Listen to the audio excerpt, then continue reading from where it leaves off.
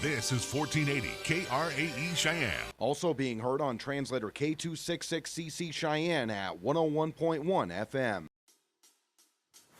Right now on 1480 KRAE, it's time for the Pro Show, featuring the only father and son sports talk show talking about the local sports scene as we take a look back and look ahead to upcoming events around our area. The Pro Show is on now, right here on 1480 KRAE. And good morning. Welcome to 1480 KRAE. Larry Proietti, along with Nick Proietti, as we get a chance to talk sports. We go on the regional side. We're still covering a little bit of local as well. And, of course, on the national scene. Obviously, the big news out of the national scene, Tom Brady has decided to hang him up. We'll get into that here in just a little bit. But well, it depends on who you're talking to. Again, big news out of here is Denver Broncos have a new head coach and gave up everything just to get him in, but we'll talk about that. But we'll start at least kind of on the local regional side, move on into the national side. We were alluding to it yesterday, didn't have a chance, but we'll recap very quickly of LCCC men's and women's basketball from this past weekend. They were sent in action for this weekend to host Casper College, which, again, for both teams, huge, at least implications regarding the standings. Did not play, again, rescheduled, I do believe, to the 8th, just due to the winter conditions. I-25 closed. So, again, LCCC set to host Casper this weekend. Did not happen. Instead, on Wednesday night in Story Gym, they hosted a Western Wyoming team where, again, had a chance to go over there, see a little bit of the women's game. Again, headed home before the men. Had other plans, at least during that game. But plain and simple, though, for LCCC, I guess if we'll start on the women's side, this is a different Lady Mustangs team. Clearly, again, new head coach at the helm for Western Wyoming. A team that, again, in years past was, everyone across Region I kind of chalked up as an automatic win. Now you got to stop and pause and give a little respect to this Lady Mustangs team that has recruited a hell of a lot better than they have in years past, where, again, a lot of those starters, a lot of those names were coming out of some kind of big-time schools here within the state of Wyoming. I was impressed where they had some Gillette representation, Casper as well, too. Again, they got some local talent that proved to be at least kind of gelling as a unit, and, again, they pulled off the win, the kind of shocking win on the road against LCCC.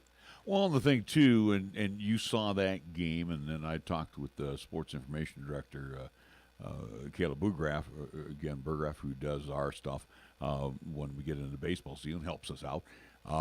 And Caleb was very honest about it. You can't shoot 20% at home. Yeah. In the second half, they just went totally ice cold.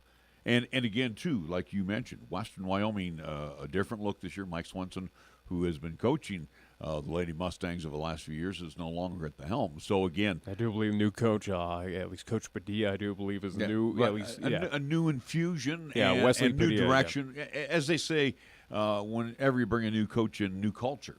So, when you're sitting down and you're interviewing for the job, you're not going to sit there and say, hey, let's keep everything status quo.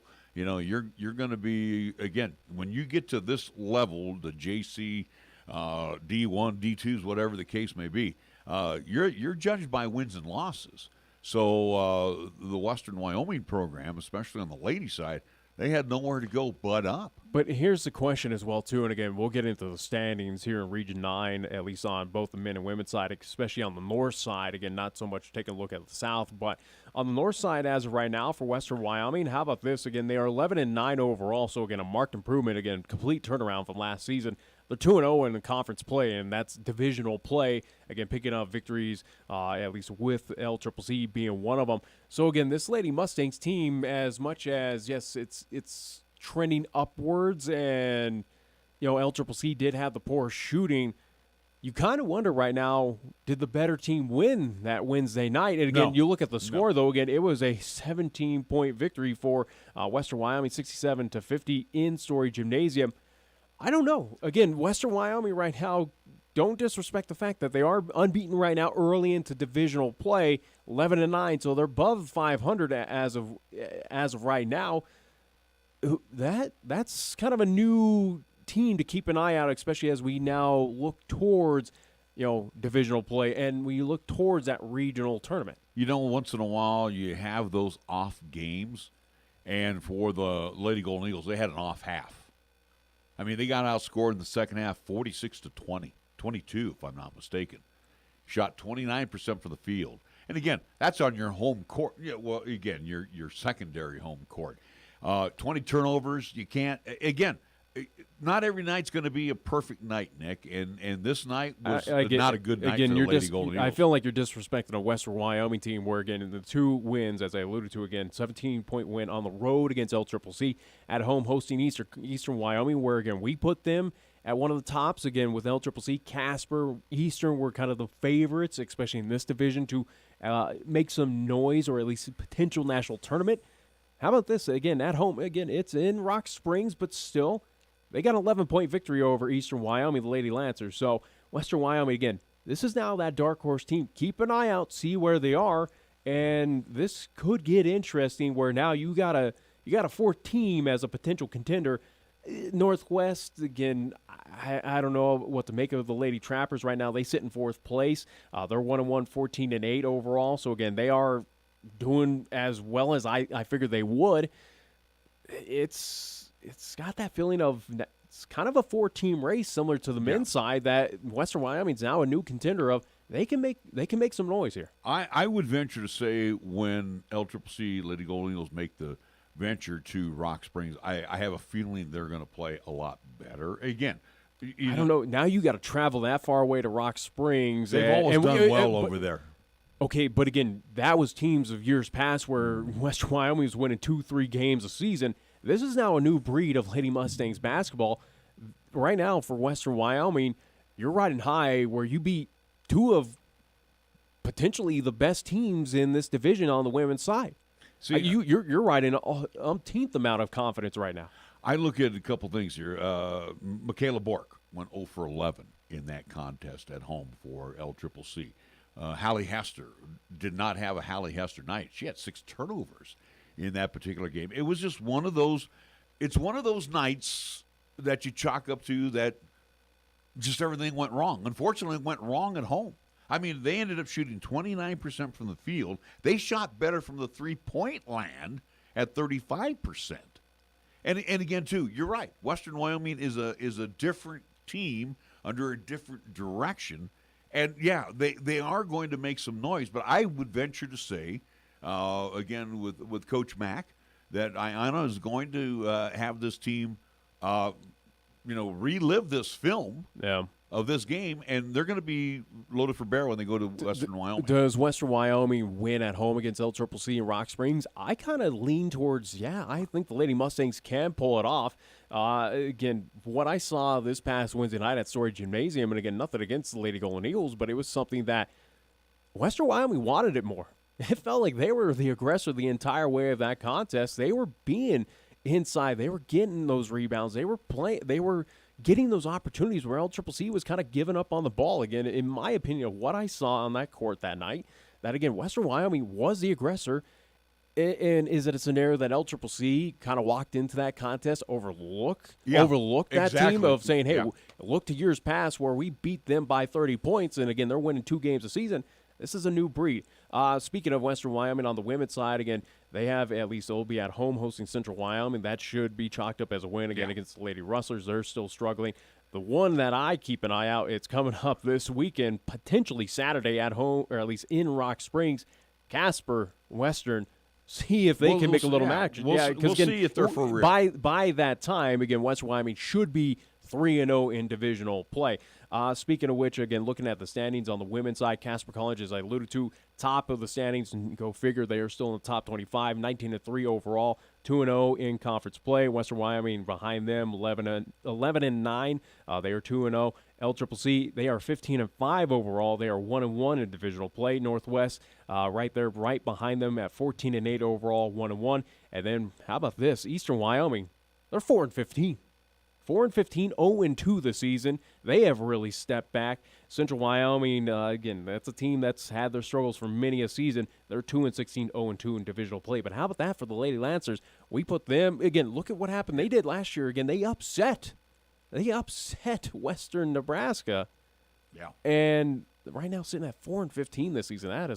That's surprising. Well, and again, too, with the Lady Lancers, let's write them out of the equation for now. I know Coach Mack won't write anybody off, but going back to the Western Wyoming game, I think you're right. Those veterans that are on the Lady Golden Eagles, and I know Coach Mack will say, hey, we don't take anybody for granted, but I think, one of those nights, it was a bad night. Those that have been there saw what they did last year to Western Wyoming, did not expect a new breed of Lady Mustangs. Again, new direction. And again, this was a team that fought from the opening tap, even though they were trailing at halftime. And in the second half, they just caught fire. And they got good bench play. The gal's name's Hannah. I can't remember her last name. But anyway, she came off the bench and scored 14 points for them. So, and the bench was not that strong for LCCC. And like I said, when you're shooting 29%, you're not going to win. But plain and simple, again, and looking at that second half, especially for Western Wyoming, again, that was a team that was just purely the aggressor, and again, wanted it more. And the unfortunate thing, and again, we've seen this in years past with LCCC teams on the women's side that, again, we've seen this kind of second half collapse before where they come out strong in non-conference and preseason. They'll have an unbelievable start, get some quality wins, but for whatever reason, that Christmas break just hits this team very hard where we've seen them kind of slump in that divisional play. Here it is, once at least in a small sample size, 1-1, where you got shocked at home against a Western Wyoming team where on paper you should have beaten, but oh well, it is what it is. So I expect a different result when they go to Rock Springs. I really honestly, I'd put favorite right now, again, just with it being at home at Rushmore Gym there in Rock Springs. Western Wyoming probably, again, not saying there it's definite, but again, probably could get that win coming up, which again, that'll be later in the month of February. That looks like it's going to be Wednesday, February 15th. Looking at the schedule upcoming, again, this does reflect, again, similar to the guys as well, too, to an extent. For the women, they'll be on the road today. They'll have a game up in Powell against Northwest College. And then this weekend back at home against Eastern Wyoming, where I think, by the time we hit next week, where next week is the big test for LCCC on the women's side, they're at home hosting Western Nebraska, at home hosting Casper College. That is a Wednesday contest. This might be an LCCC team, might be 2-2 by the time they see Western Nebraska, at least in divisional play. Again, regarding the Lady Cougars of Western Nebraska, again, that's not a divisional contest, so it does not matter towards that kind of at least 2-2, that 4-game, at least divisional play standings. It's but not North. Yeah, so either way, though, again, I can see, again, should win at home against Eastern. Tonight, this afternoon, again, at least on the road against Powell at Northwest College. That's a tough one. It's another building that has been, in our years of covering the Lady Golden Eagles, have been very friendly. Lady Golden Eagles have found ways to win up there. But again, it's a different Northwest team. I understand, but this also has to be a bounce-back night. And again, where you're talking about after the Christmas break, well, here we go for the Lady Golden Eagles. They're coming.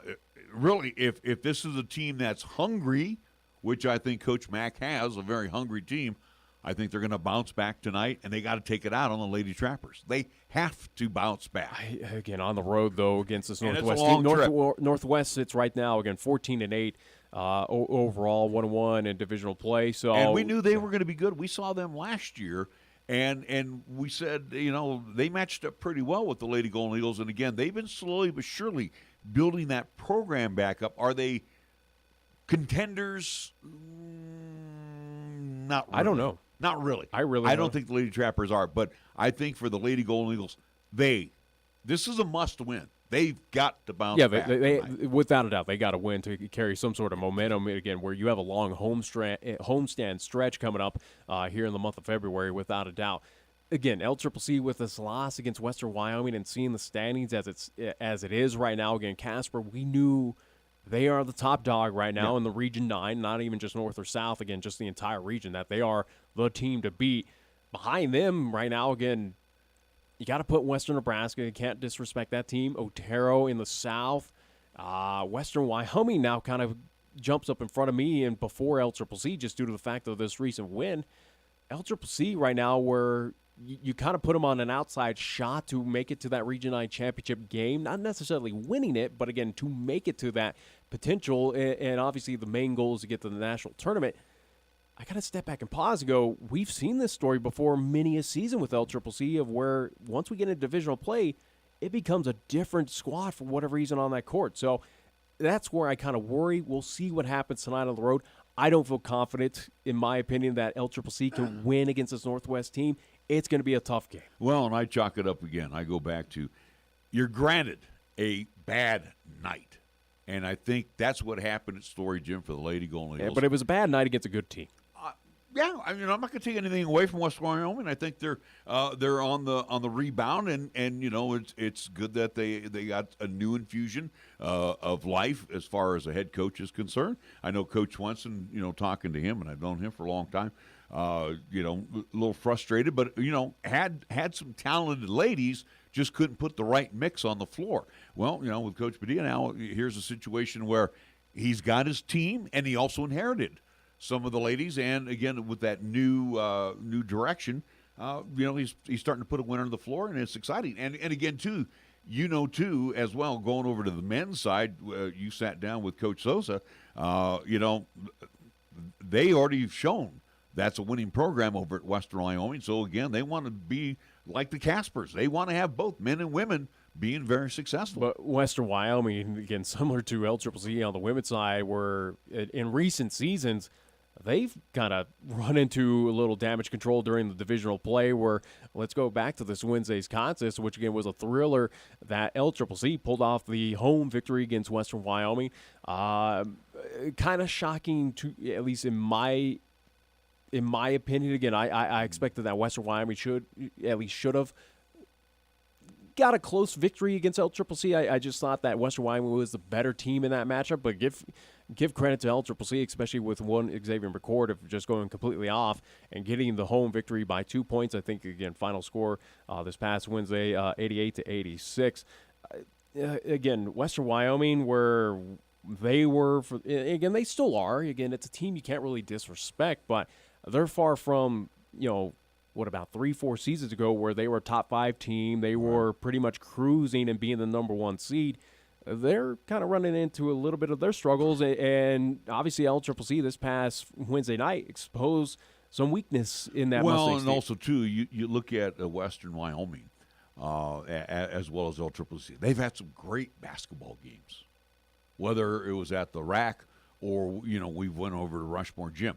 One of the things I really liked about the win, and Xavier McCord, again, who's a third-year sophomore, Xavier has, first and foremost, I think, a leg up on everybody. He played a lot of games at Story Gym. Yeah. And, again, he knows, again, do you feel confident when you're on the floor? I think he does. I think anytime he steps on a Story Gym floor, he feels confident. And I think the benefit as well, too, for X right now, and again, a few others that, again, are returning, again, you have a couple seasons where you understand that this is different between high school. Now, again, this season's a little grueling. The travel's a little bit longer. The season kind of goes on a little bit longer. That, again, you kind of bolster that stamina, that aggression, that, again, just X, Y, and Z to better yourself as an athlete and as a basketball player. I think that's kind of what's benefiting Xavier McCord right now of, you've been through this trial couple seasons now. You know what to expect.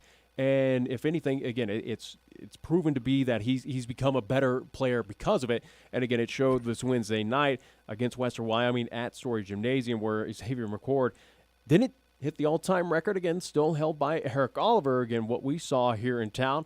But Xavier, again, getting close with 48 points in what was a thriller, again, came down to the wire, 2-point win for LCCC. Looking at the standings on the men's side, LCCC, as this is kind of key factor on the men's side, again, North Division team gets to host a regional tournament as LCCC did a couple seasons ago, looking to do it again. Well, they kind of sit right now in the driver's seat early on against a lot of divisional games left, but LCCC sits atop right now in the North Division at 2-0. They are 11-7 overall. Behind them is Northwest College, who, again, they will face tonight on the road at Powell.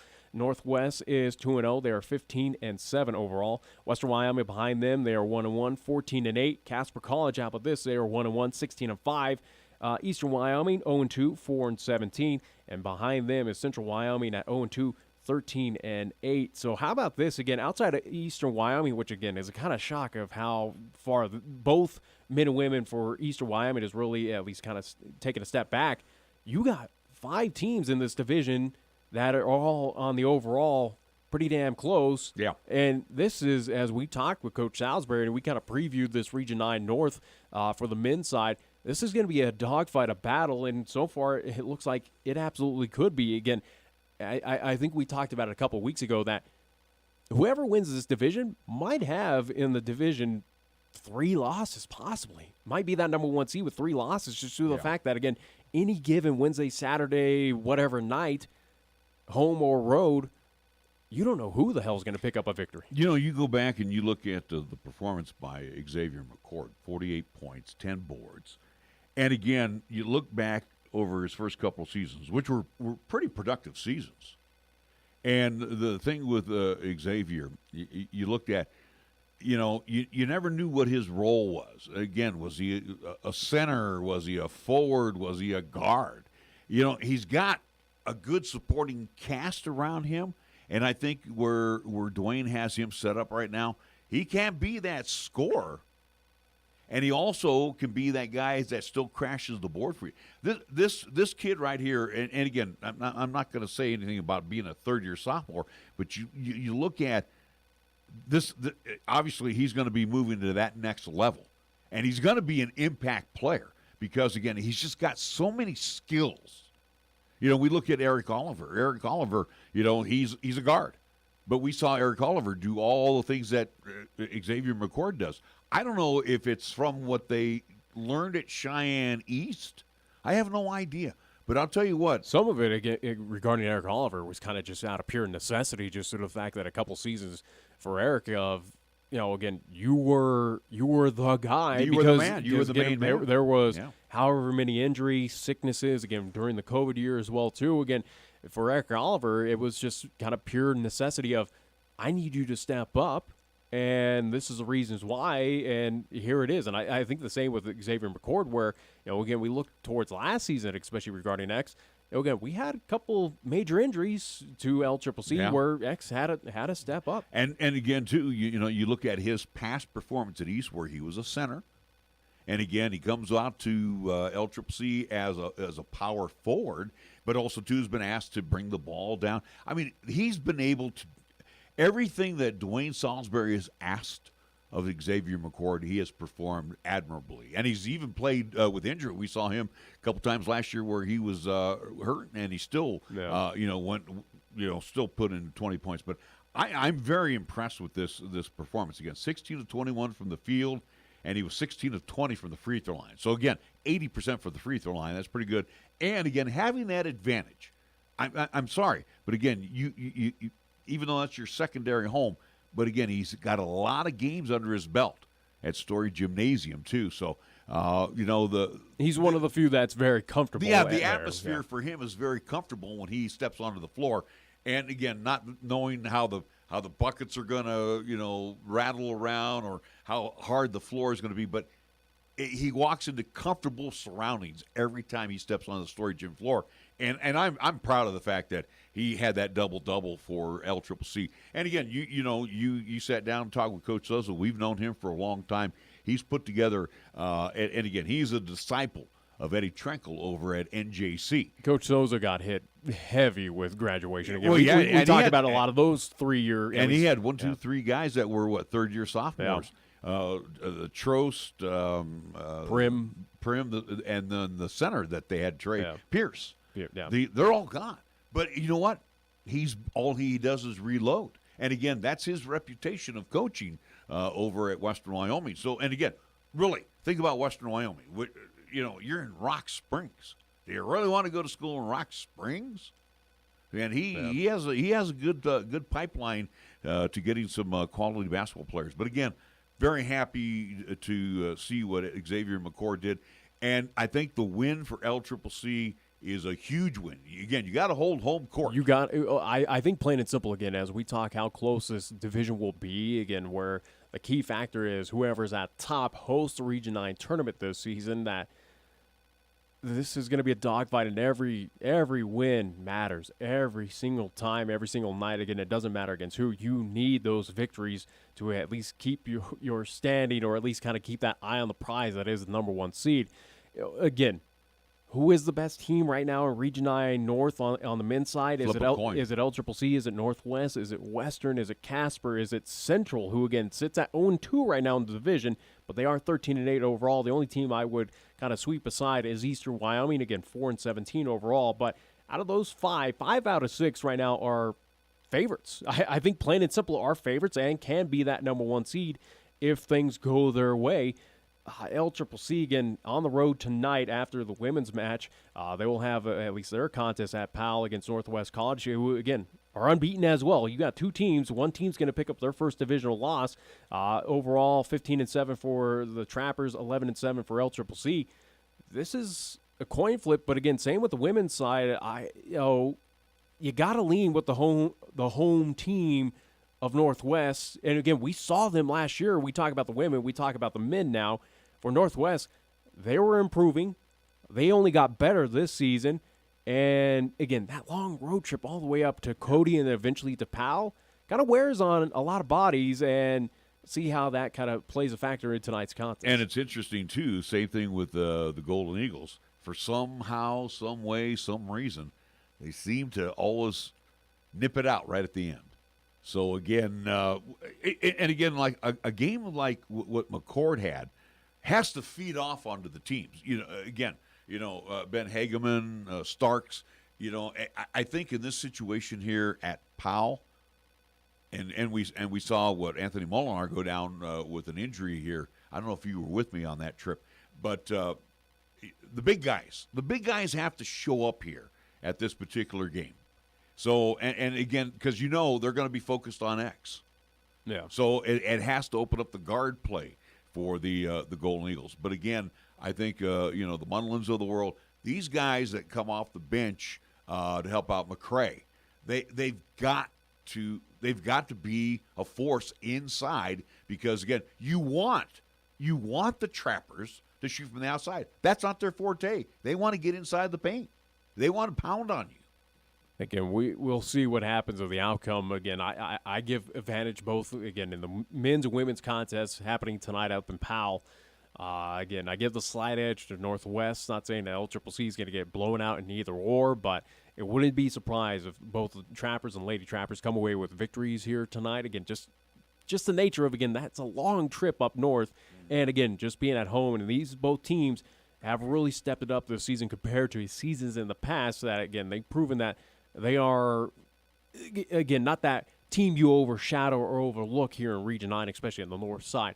On the men's side, again, very similar schedule to the women. Again, didn't want to assume, especially where, again, we are dealing with a lot of postponements or rescheduling of games just due to the winter weather that we've been having throughout this entire winter and going even back to November. But looking at the schedule upcoming, again, LCCC on the men's side on the road against Northwest tonight. Saturday, hosting Eastern Wyoming at Story. Monday, hosting Western Nebraska at Story. Wednesday, at least this will be February 8th, they'll host Casper College. And then how about Saturday, February 11th, hosting Central Wyoming. So you got 4 games in a row after this road trip up to Powell. You got 4 straight home games against some tough teams, especially on the men's side where, again, every win matters. You have 4 opportunities, 4 potential wins right there to kind of put statements and put a stamp of, hey, we're at the top, come get us. Yeah, and again, going up.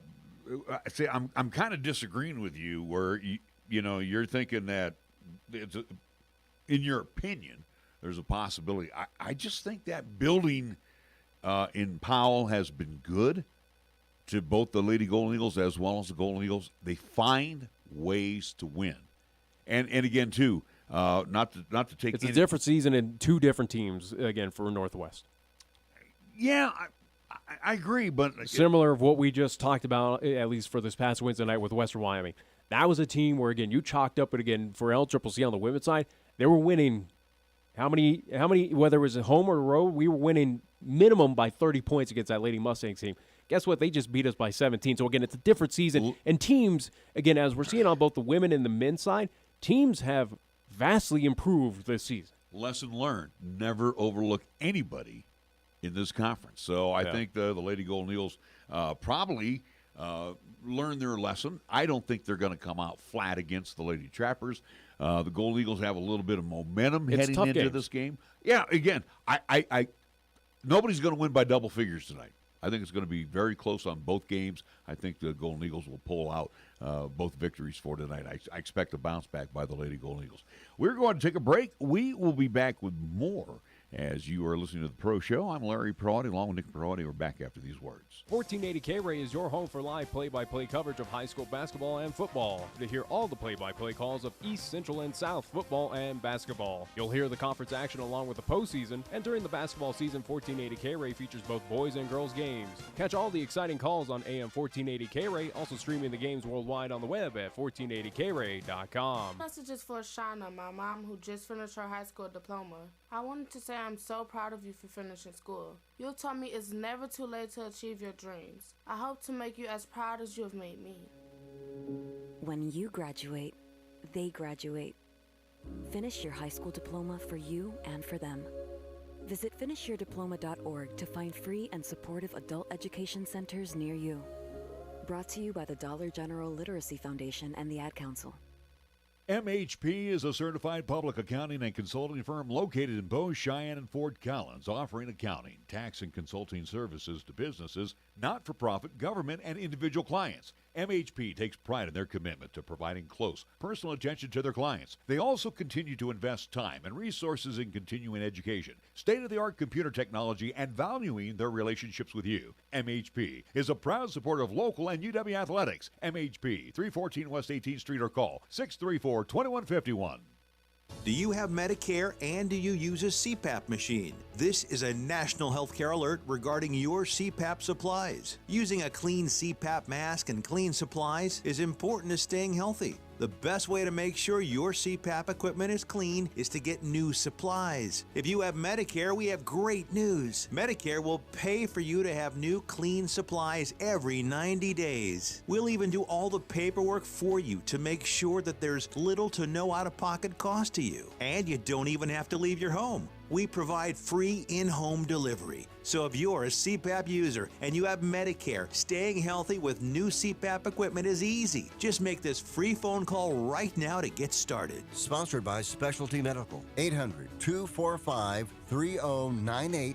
800-245-3098. 800-245-3098. That's 800-245-3098. Tired of choosing between finances and family time? Platte Valley Bank can help you take care of everything without missing anything. With our online and mobile banking, you can experience immediate access to check your account balance, pay bills, transfer money, and even create a budget. When life has you on the go, Platte Valley Bank makes it simple to take your banking with you. Platte Valley Bank, you belong here. Platte Valley Bank, member FDIC. Here's the latest weather forecast on 1480 K-Ray. Well, the wise for today, sunshine and windy. Expect the daytime high near 36. Winds out of the west at 25 to 30, gusts as high as 40. Mostly clear and blustery for tonight. Low down to 21 degrees. Sunshine again for tomorrow. We're calling for a daytime high near 39, and for Thursday night, mostly clear and breezy, with our low dropping down to 25 degrees.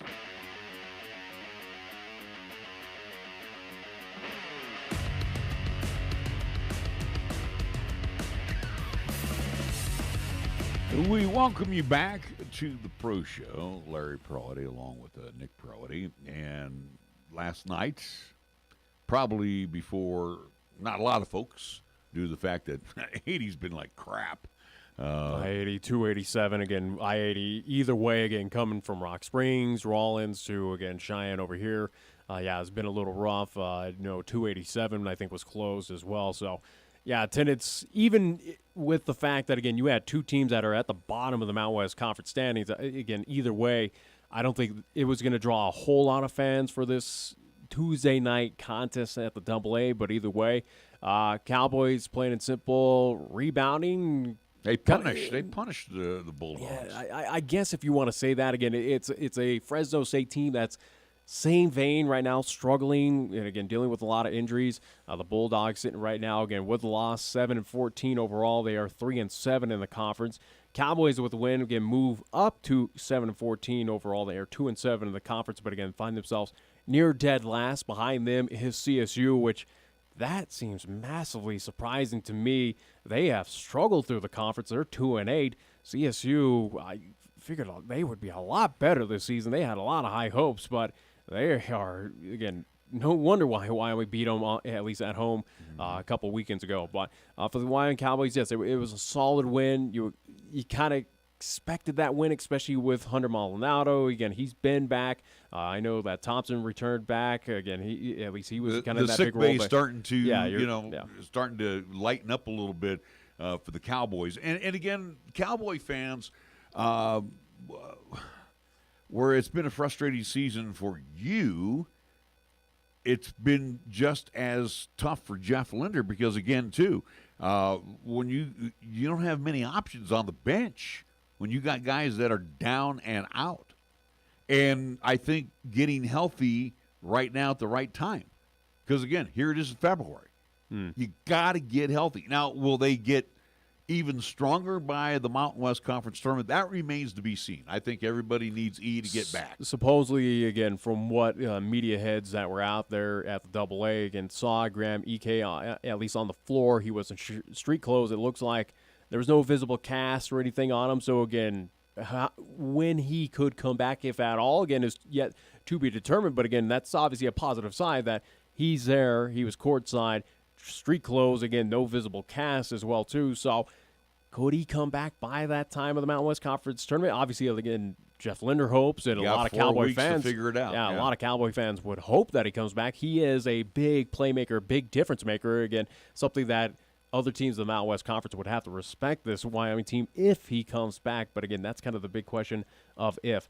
Again, looking up and down, 4 Cowboy players last night against Fresno in that 85-62 victory. Got double figures. How about this for the Cowboys, at least where we were kind of critical on the JUCO and high school ranks? How about 100% free throw shooting for every single player? Again, they went 14-14. That's kind of impressive. So 100% Not many on the free trips throw. to the stripe, though. But again, too, welcome back Hunter Thompson, 18 points, 8 boards. Again, too. I always felt that, at 6'11", 7 foot, Hunter Thompson's big strength would be at that 4. Yeah. Or even a 5. And, and he's sitting outside the arc and he's trying to, dump in 3-pointers. Well, evidently, he found his mojo last night. Jeff Linder made sure he got the ball. And again, for the Wyoming Cowboys, I don't care where Fresno State is in the standings. Every win right now for the Pokes is just that much more momentum heading. And that's, again, all I'm looking forward to now is the Mountain West Conference tournament. If you can get yourself dug out of that hole standings-wise, power to you. You want to avoid right now for the Cowboys. Again, it's a little bit of momentum, but right now it's to drag yourself out of those early play-in games of the Mountain West Conference tournament where, again, the first or at least the last 4 seeds have those play-in games to get in and take on those or at least again, how does it work? Again, no, I think it's the top 4 seeds get the automatic bye, and then everyone else kind of fights. But either way, though, again, you want to avoid being that lower seed. You're going to still have to play 4 games. It's still, again, you're still taking on at least a Mountain West Conference opponent on neutral site. So, again, home court advantage doesn't really matter out there in Las Vegas. Outside, again, if you are taking on UNLV. But, again, right now it's more so, yes, it's a combination of momentum, trying to get a little bit better seeding. But, again, your wins so far for the Cowboys, who sit 2-7 in the conference, are against a CSU team that's dead last, right behind you. It sits at 11th right now, and above you was Fresno State. Again, they're 3-7. You got to win against them. So your 2 wins so far have been against teams that, all right, yeah, you probably should have beaten. And outside of that, you have struggled against a very talented Mountain West Conference. Let's make that noted as well too. Again, as we look at the standings, you got outside of Air Force. Majority of this conference are sitting well above 500, are fighting for some of those top seedings that are, again, about a game back, game and a half, 3.5 for the San Jose State Spartans. It's, I guess plain and simple, to equate it to the Region 9 men's North, I guess San Diego State could be that favorite, but right now, again, they got are beat last night by Nevada. Yeah, that's kind of the issue right now, where any given night, anyone could come away with a victory outside of, again, can Wyoming defeat a San Diego State? I don't think so. Can they beat Boise? No. I think it's Can they beat Air Force? I think I don't. They get Air Force at home. So you get Air Force, and then you got UNLV. They struggle against Air Force on the road, though. I understand, but I guess it is different. You got UNLV. Again, I'm looking at teams above them right now. And again, if you can get a little bit of momentum to get out of that weirdness. There's 3 teams as it stands right now that are sub 500, have a worse record than Air Force, who, again, Air Force is, of those top teams, sitting at 12 and 11 overall. Your Fresno, Wyoming, CSU. CSU's 10 and 13. Wyoming and Fresno are both tied at 7 and 14 overall. Everyone else right now is above 500 in the overall situation, and some of them are well above 500. Again, can the Cowboys, as they get healthy, sneak away with a couple of these victories? I don't see it, because, again, we've seen with Hunter Thompson, with Hunter Maldonado be healthy early in the preseason, still come away with losses. I just don't have that confidence, even if they are building this momentum. Again, you beat up Fresno State. Yeah, congrats. I guess in a way you were supposed to, but now let's see you beat up someone who's a little bit, outside of your punching range in this Mountain West Conference. Looking at the standings very quickly again to give an update. Who sits at top right now? It's Boise State. They are tied with San Diego State. San Diego State, as of right now, even though they lost, they are number 22 in the nation. Right now, Boise State 18-5. San Diego State 17-5 overall. Nevada 7-3. They are 17-6. New Mexico following up behind them 6-3 and 19-3 overall. Let's make that note again. They are 19-3. The 3 losses have come into the conference. Utah State 6-3. They are 17-5. San Jose State, they're 13-9, 4-5 in the conference, and then rounding up at least there of that top kind of perennial teams, UNLV at 15-7, 4-6. So again, these teams have done very well in the non-conference preseason. Now, as we see conference play, it's up for grabs right now for any team. Here's the thing too. I think fans kind of don't see this, and again, I try to look for that silver lining here in the Wyoming Cowboys. The injuries that have befallen this team, you don't wish on your worst enemy. All right? Hunter Maldonado, Thompson, that's a good sign. Street clothes for E, that's even better. The thing is, now you get this second go-around here in the Mountain West Conference, but all the young guys, and again, we look at the Reynolds kid. Look how many minutes Reynolds has picked up during this time. And he's made his mark. So he fits himself now into this rotation. But that youth and inexperience is really spotlighted here in Division I basketball, where, again, you really heavily depend upon your guys that, again, are your starting 5. Injuries, again, can happen. You don't want them to happen, but you're seeing it with the Cowboys where, again, this youth and inexperience of, again, non-JUCO players that, again, are coming fresh from high school or, again, have gotten limited minutes. It's a world of difference, especially playing in this Mountain West Conference where you got New Mexico that was at a point in time in the top 25. You got San Diego State in the top 25. You got some teams. Nevada's got, I think, if I remember correctly, again, 2 top 25 victories here this season. Again, obviously one being recent with San Diego State. But, again, you are in a conference that right now spotlights about 5-6 teams. And who knows, again, what comes up in March where can the Mountain West Conference have 3-4 teams in that NCAA tournament? No. Well, I can think of 2 right now. Again, New Mexico, I think, is a potential bubble team. San Diego State, I would say, is guarantee.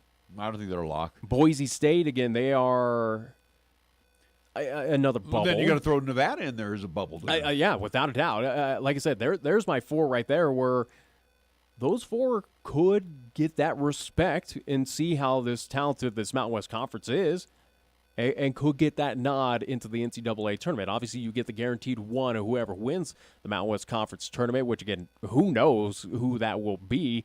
But, again, for potential bubble teams, I think right now, as standings sit, and say, for instance, again, San Diego State does not win it, I think San Diego State is your lone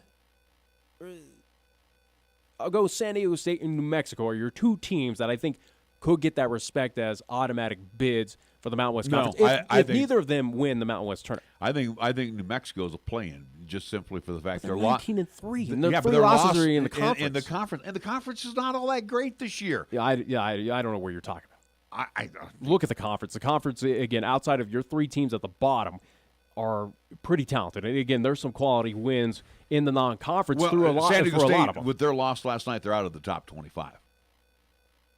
The loss to Nevada has dropped them it hurts. So, and I'm just sitting here, and I'm more concerned about the Cowboys than anything. And I look here at their upcoming schedule. If they can, again, start getting back on track, start putting things together, I think they can win at San Jose. I think, I don't see it. If they can win at San Jose, San Jose, again, let's make note, they're 8-2 at home. I understand, but if you could beat San Jose there, and again, you need to pull that road win, then you come home for UNLV.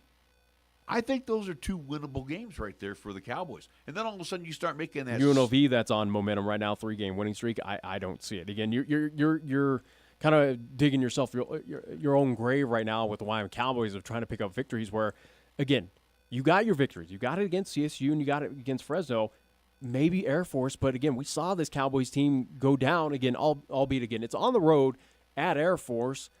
Still, though, they did not look good against Air Force, albeit, again, pieces were missing for that contest. But still, though, again, I think for the Cowboys to find Mountain West Conference victories, you got them right now. It's going to be CSU and Fresno. And outside of that, again, for the remainder of this Mountain West Conference, Cowboys, whether home or road, especially as we talk UNLV coming here to town, I don't see it. You're going to laugh at me when I say this.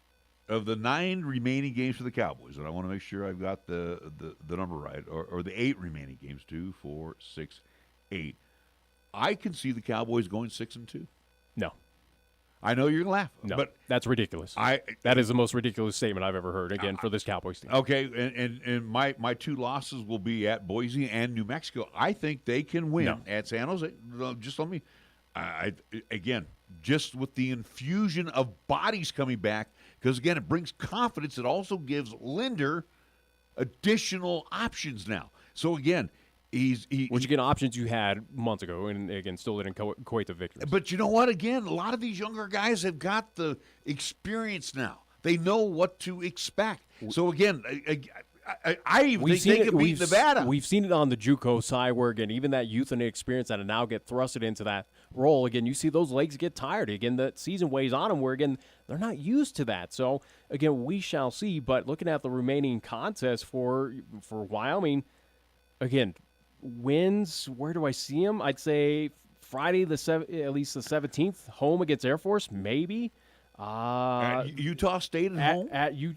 No, home against Utah State. I think they should hold home court with their 4 home games. No, I don't think so. Again, you got on the road against CSU. You should win against CSU. Outside of that, again, you say 8 games remaining. I think best right now for the Cowboys is 2 wins, 2 of 6 heading into that Mountain West tournament. Again, it all depends on Graham Ike. If he returns at some point in time in this 8-game stretch, all right, I might throw him a win or 2 here or there, depending upon, let's see how Graham Ike looks and, again, how this team gels together as, again, they have not been that same unit since early on. But, again, as it stands right now, this Cowboys team that, again, has 2 Mountain West wins against 2 of the bottom feeders just like them, CSU and Fresno. And, again, let's make note as well, those games were at home that they won.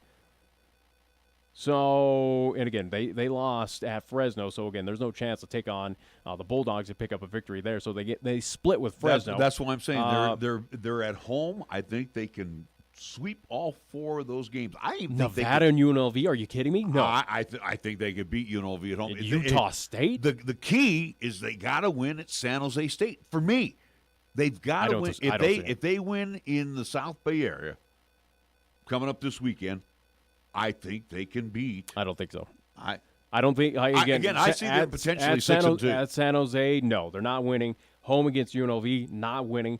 On the road against Boise, not winning. At New Mexico in the pit, not winning.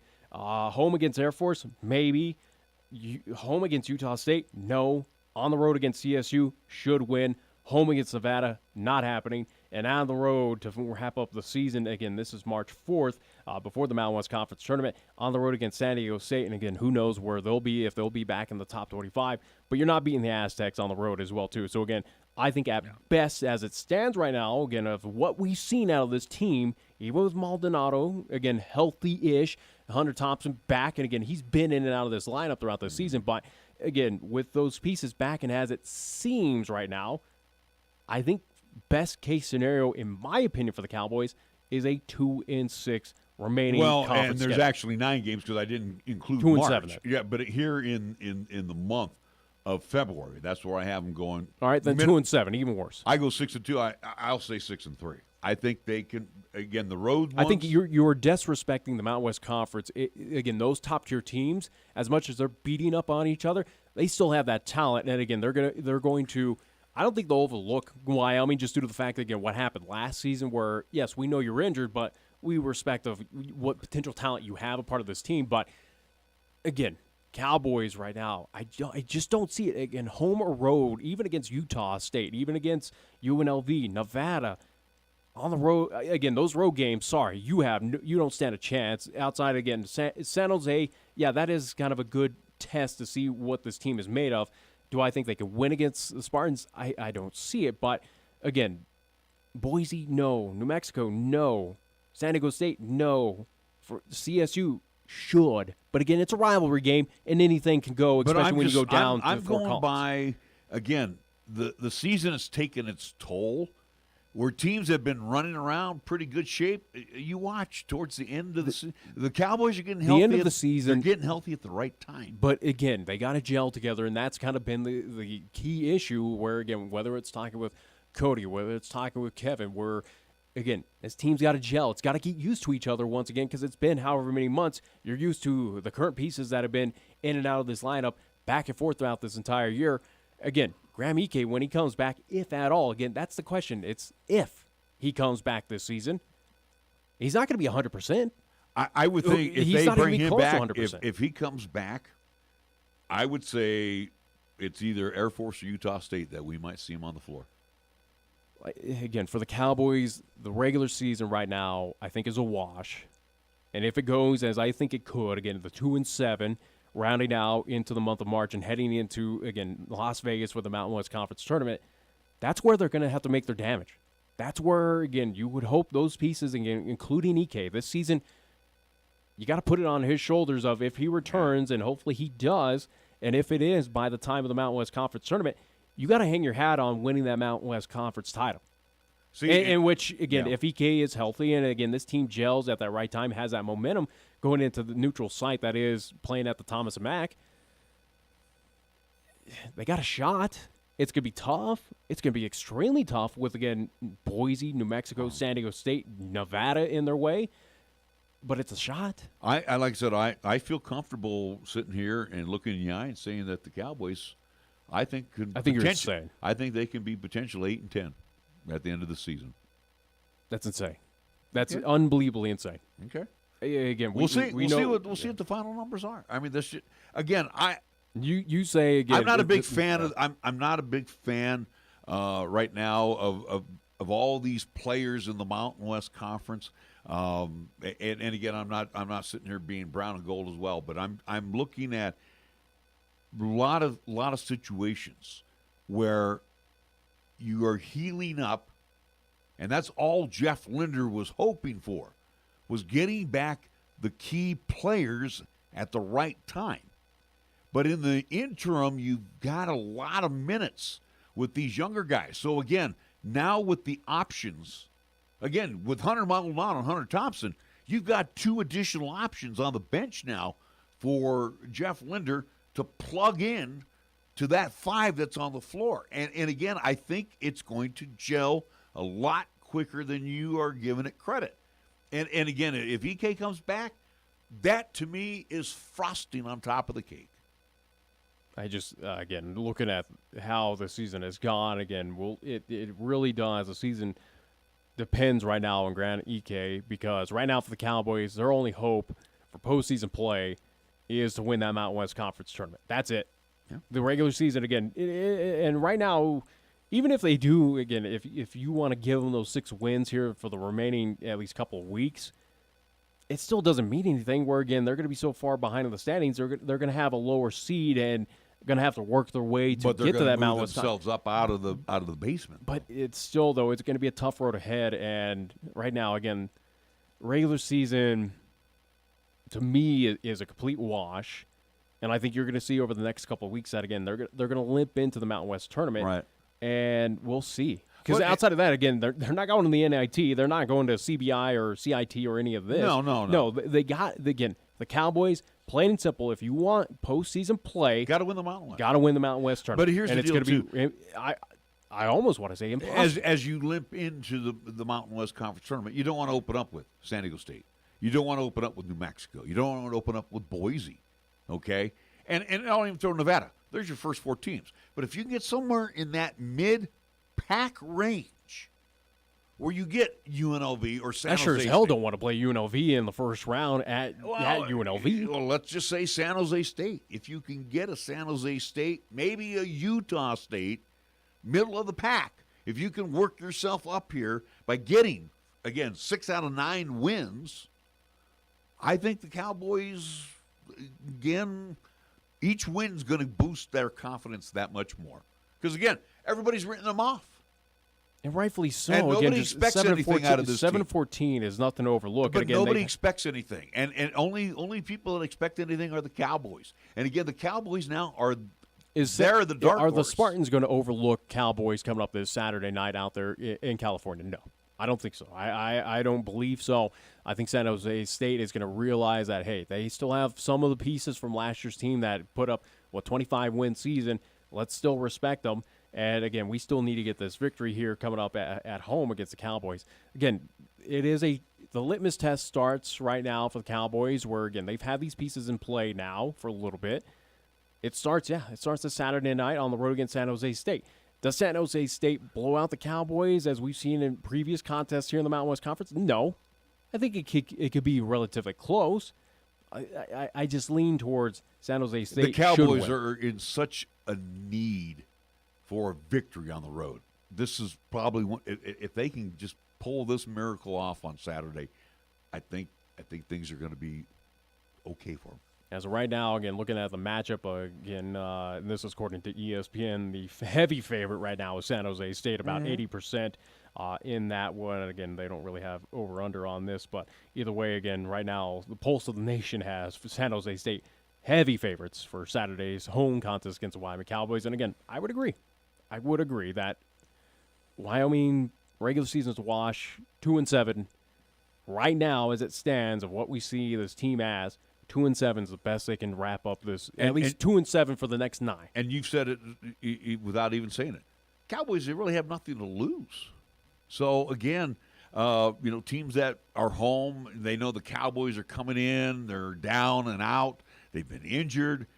They're getting healthy at the right time. Again, Cowboys play with that effort on the floor. Hey, we got nothing to lose, but everything to gain. And I think that's what's going to happen with this Cowboy team again, down the stretch. Very quickly, though, again, for the Cowboys, you still have a lot of talented teams remaining. Again, a lot of those talented teams you got to take on the road. Again, New Mexico, Boise, San Diego State.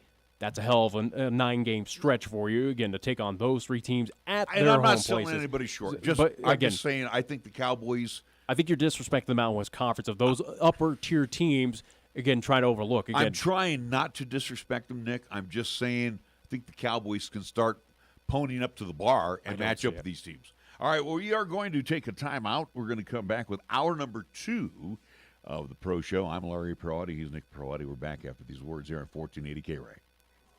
Winter driving in Wyoming. Are you prepared? Winter storms strike quickly across Wyoming's high plains and the mountains. When they do, driving conditions can deteriorate rapidly and become very challenging. Make sure your vehicle is ready for the elements and you have an emergency preparedness kit available. Driving on slick roads, always remember slower speed, acceleration, steering, and braking. Also turn off the cruise control and always buckle up. Ice and snow. Take it slow. Know before you go. For travel info, call 511 or online at wyoroad.info. Paid for by Federal Highway Safety Funds. Greece is cheap. But the airfare costs a fortune. Paris? Not much closer, and again, airfare... What about Puerto Vallarta? Let's face it, flying anywhere is just too expensive. Wait, what's this? Low-cost airlines. With one call to low-cost airlines, you'll drastically slash your travel costs. We're talking insanely low airline prices to any of your favorite destinations. Where would you like to go? London, Rome, Costa Rica, Australia? Wow, that's cheap. So why wait? Call now to learn how crazy cheap it is to fly anywhere in the U.S. or international. Our prices are so low, we can't publish them. The only way to get them is to call to instantly hear the most amazing best deals on airline travel. It's that easy. So call now and start packing. 800-298-5783. 800-298-5783. 800-298-5783. That's 800-298-5783. We are the key to your cleaning success. The Key People that provides affordable office and professional cleaning services for over 40 years with exceptional customer care. All of our contractors have background checks and are licensed and bonded. We guarantee you a safe and secure service that is tailored to your individual and business needs. The Key People do not impose year-long contracts, and all quotes are free, confidential, and personalized. Call the Key People at 1-800-468-8283. That's 1-800-468-8283. I'm Brandon Warner with the Silent Witness Crime of the Week. The Laramie County Sheriff's Office is seeking information related to a burglary that occurred in the 4200 block of Road 222. Between December 23rd and January 3rd, a trailer was entered and multiple tools were taken to include a Honda 2200 generator. If you have information about this or other crime, call Crime Stoppers Silent Witness at 638-TIPS or on the web at silentwitnesslaramiecounty.com. You will remain anonymous, may be eligible for a cash reward of up to $1,000. Together, we can make a difference. Okay, we all have to wait for the big pro football game, but we don't have to wait for Burry Jewelers' 33rd annual Big Game Day sale going on now. Save 50 to 75% from Cheyenne's trusted jeweler since 1922. Don't wait. Stop in today and save big on every watch, every ring, every necklace, and every set of earring studs. This total liquidation sale is your chance to get that piece of fine jewelry you've been wanting. Stop in today and save. BurryJewelers.com. Here's the latest weather forecast on 1480 K-Ray. Well, the wise for today, sunshine and windy. Expect the daytime high near 36. Winds out of the west at 25 to 30. Gust in the high is 40. Mostly clear and blustery for tonight. We'll end up at 21 degrees. Sunshine again for tomorrow. We're calling for a daytime high near 39, and for Thursday night, mostly clear and breezy, with our low dropping out of 25 degrees. This is 1480 KRAE Cheyenne. Right now on 1480 K-Ray, it's time for the Pro Show, featuring the only father and son sports talk show talking about the local sports scene as we take a look back and look ahead to upcoming events around our area. The Pro Show is on now, right here on 1480 K-Ray. All right, hour number 2, we head over to the professional ranks. And again, probably in the football side, Nick, we could stay here for about an hour, but again, the top breaking stories. Yeah. Sean Payton going to the Denver Broncos. And the Broncos, we'll start there, yeah. The Broncos, again, you look at with Russell Wilson, bringing him into the fold. He's with the Broncos through the 2028 season, if I'm not mistaken. Gave up the farm for him. So the Broncos this year, if I'm not mistaken, they are 29th overall in the draft for the first round, if I'm not mistaken. Just due to, again, that Seattle pick. The Seattle and again, all the movement of those picks, without a doubt. You could stick a fork in that one. It's gone. Again, if the deal is finalized now with Sean Payton, New Orleans is going to receive the Broncos' first-round pick, the 2024 second-round pick, and the Saints' 2024 third-round selection. This is according to ESPN's Adam Schefter. So, again. No, you got that wrong. Again, Broncos will receive the 2024 Saints third-round selection for Sean Payton. So, again, it's essentially a trade. So, Broncos, this at least upcoming draft, no first-round pick, again, after giving up the farm for one Russell Wilson, and now at least giving up this first-round pick for Sean Payton in a trade. Sean Payton becomes the 19th head coach in franchise history for the Denver Broncos. We expected this to be the guy for the Denver Broncos, but how about this, again, what came out before Broncos announced that they were still going hard for D'Amico Ryans, who eventually signed on with the Houston Texans.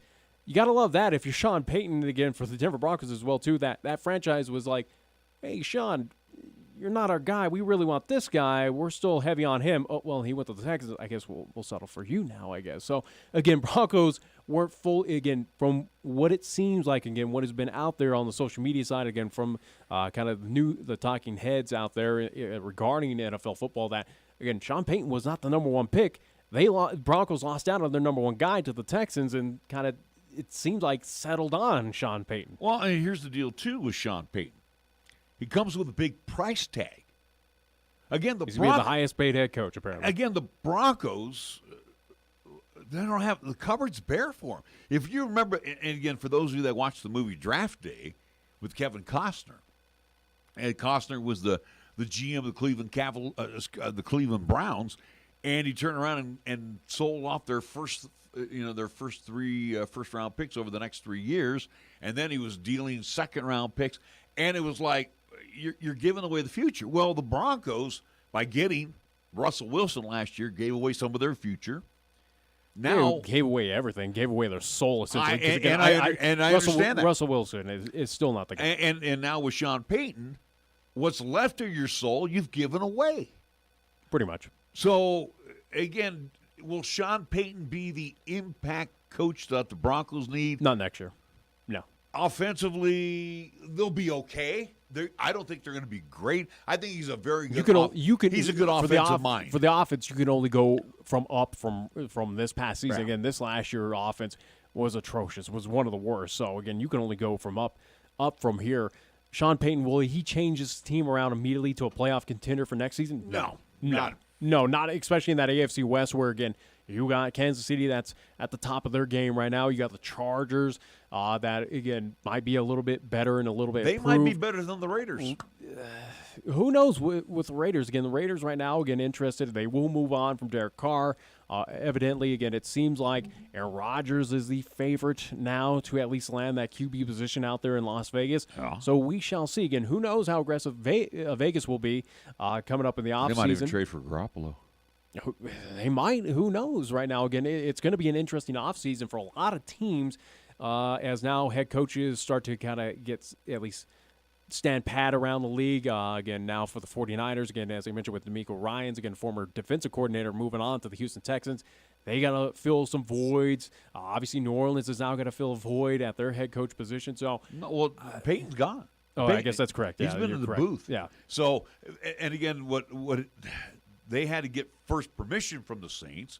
Then, once they put the deal together with Peyton, then the remaining part of that Peyton contract, that's what. Either way, though, again, the offseason is going to be very, very interesting to see who lands where, what goes where. Right now, we know one piece of the puzzle will not exist. That's Tom Brady, who announced officially, again, that it is the end. He basically came out and said, no more games. This is it. So, again, Tom Brady, that equation now kind of gets pushed aside, and now teams have to figure out what they're going to do. Again, the rumor was Tom Brady to San Francisco. It looks like, obviously, now that's not going to be the reality. Well, and also, too, but again, that does change a dynamic now of, okay, if the 49ers were going to go out to Tom Brady, what do they do now? Do they hang on to a Jimmy G that they were anticipating to fill that void with Tom Brady?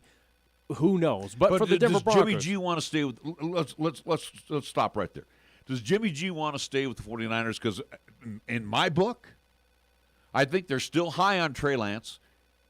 Purdy has made himself very, very available now to vie for that number one spot. And Jimmy G drops to a 3 as far as I'm concerned. But again, every indication was showing if the 49ers made it to the Super Bowl that Jimmy G was supposed to be healthy by that time. They were looking at Jimmy G as becoming the starter in that Super Bowl contest. So, again, it seems like even with Brock Purdy as successful as he was doing right now, again, for the end of the regular season into the postseason, it seemed like Jimmy G was still the heavy favorite for the 49ers to be that guy to go ahead.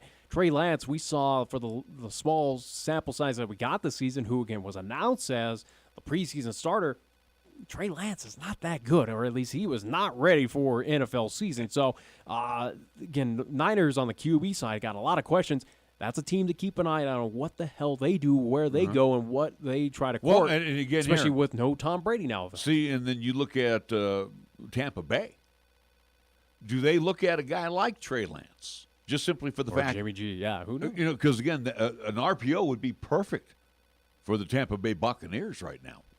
Again, they've got they got some aging receivers in Jones as well as Evans. But, again, does an infusion of youth like a Lance to Tampa Bay work? Yeah, it does. But, again, Jimmy G, let's just take a look at his options, where he would end up at. Does he go to a Green Bay? Well, I think they're pretty hooked on, if Rodgers leaves, I think they're pretty hooked on their backup right now. So I think Jimmy G, if he gets traded, Nick, it's going to be – again, a number 2. I don't see him going in as a starter anywhere else. Who knows? We can only speculate. Again, we will see post the Super Bowl of, again, what teams move, what teams go after. Again, we still have Chicago right now sitting with that number 1 pick that they're kind of dangling out there saying, hey, who wants it? Who wants to give us they're behind who wants Fields, to give though. But I'm just saying, again, for that number 1 pick, they don't need to go after a quarterback. They're kind of a young and potentially talented team. Chicago's kind of dangling that number 1 seat, at least number 1 pick, going, who wants to give us a Denver-like deal and give us the entire farm for it? So, again, there's a lot to happen. But going back to, again, Sean Payton being announced as the head coach, again, was the second choice. And I think that's kind of how I find it comical of, again, they were after DeMeco Ryans. They were still trying to get him before he announced at least going to the Houston Texans and basically said, hey, all right, well, we lost him. Sean Payton, I guess you're our guy now. I find that very comical that, again, they were not high on Sean Payton from the get-go. Sean Payton does not make an immediate impact. Denver has, outside of the head coaching realm, I think Denver has a lot of issues right now that need to be solved, and it's not going to happen overnight. It's not going to happen in the draft. It's not going to happen in trades, potentially. But Denver, will they be an immediate playoff team, especially with the expansion, immediate playoff team in 2023 or at least in the 2024 time frame? No. See, here's the deal. No. Especially just with how talented, not even just the AFC West, but AFC in general right now. Here's where I'm at with DeMeco Ryans. Again, I'd have booted it. And again, I don't want another defensive coordinator. We've already gone through Vance Joseph.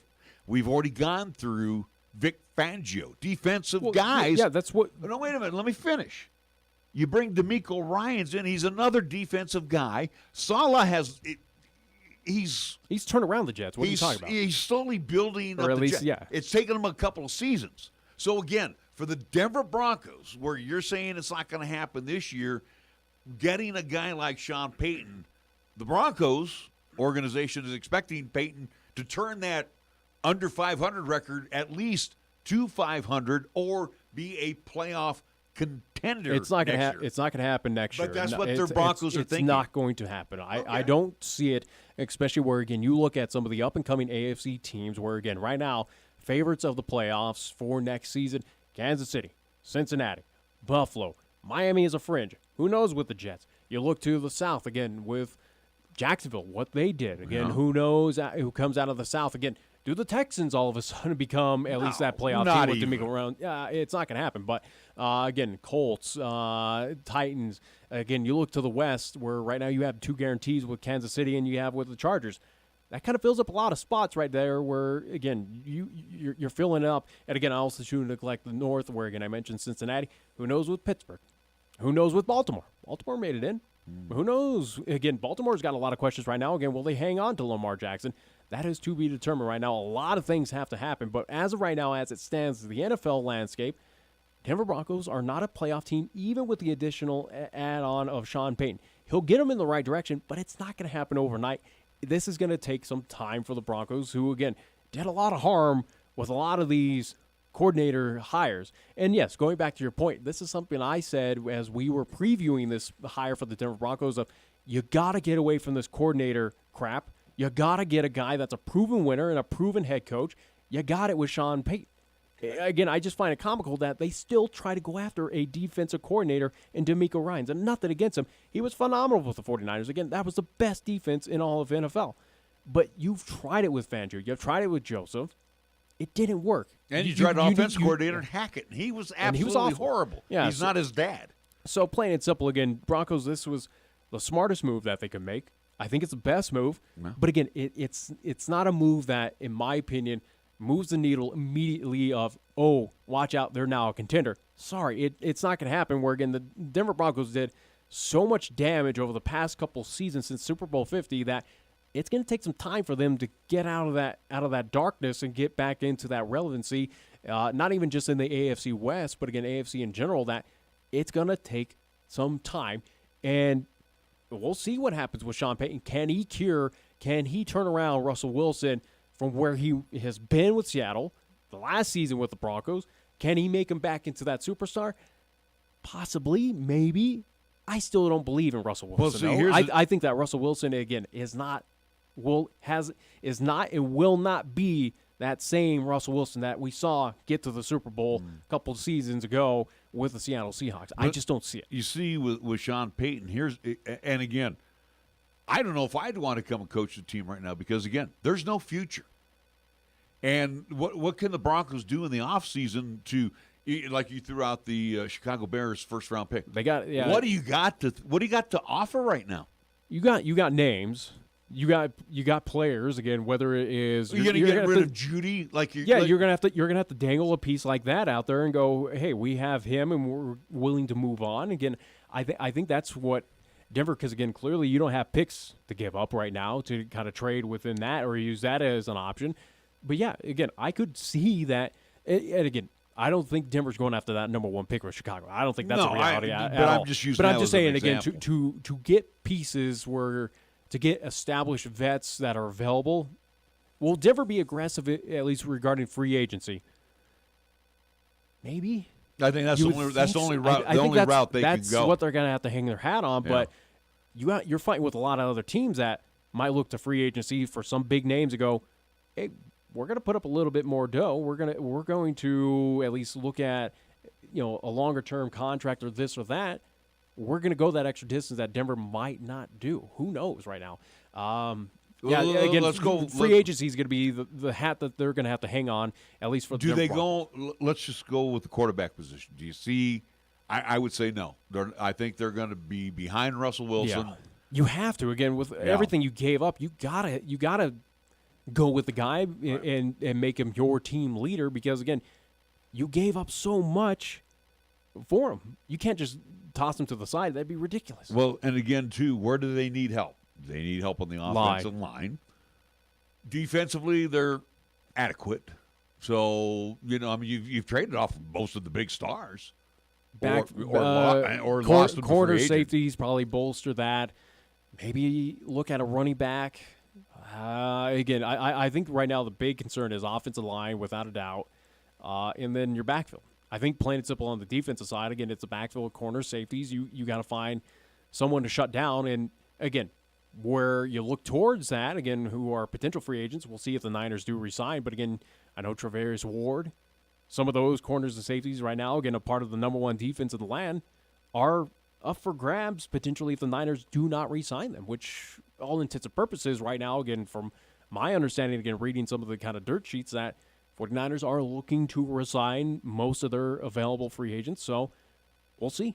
We will see who's going to be available. Again, this offseason should be explosive, should be full of all sorts of fireworks. And, again, you got a lot of big names. I think the offseason is going to overshadow the draft, where, again, the draft doesn't really have that superstar. Offseason more so of where's Rodgers going? Does Jimmy G go?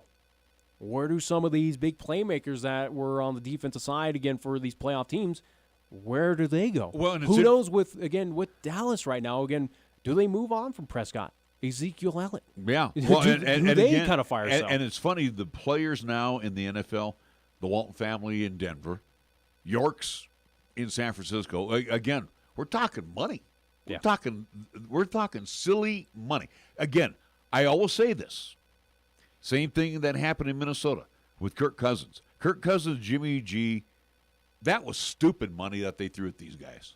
But everyone then thereafter got stupid money. I know, but it's just the trend of the NFL. But it was like, I was even shocked that the Yorks would even go that stupid on a quarterback, again, who had very few games at the starting quarterback. And again, too, if you go look at Jimmy G's contract right now with the Niners, just for argument's sake, he's been shelved more than he's played. Yeah. And look how much is he worth the money that he's receiving? No, not even close. And I think they should depart from him. And again, you depart from that $26 million contract, that gets you somebody pretty decent in the fold. So again, we'll see. Again, very quick count. Again, Aaron Rodgers and Derek Carr, Lamar Jackson. I don't think he's going back to Baltimore. Jimmy G. Who knows with Prescott? Prescott could be used as trade bait right now. Could Dallas move on from the guy? Maybe. I think that could be another outside quarterback that could be on the move. Potentially. Again, you just wonder, again, with Jerry Jones, what the hell he would do. He can do something that crazy. But right there, those are kind of the big quarterbacks right now that kind of stand out in my mind of, that should be on the move, and where will they land?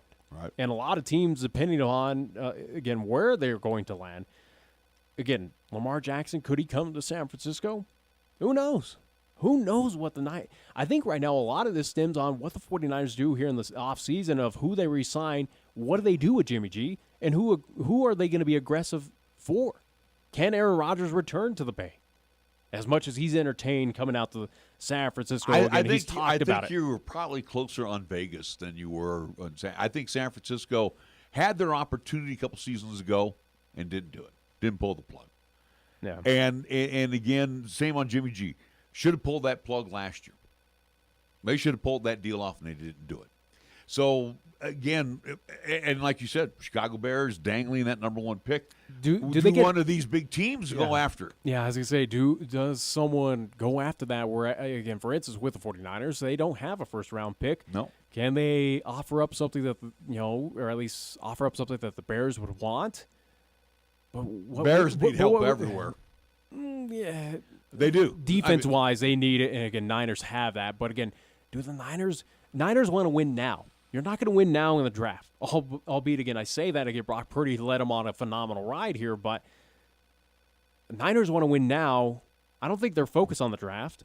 Clearly, as they gave away some of those draft picks to Miami and again, various other teams, I think Niners right now, again, I don't expect them to be after that number one pick.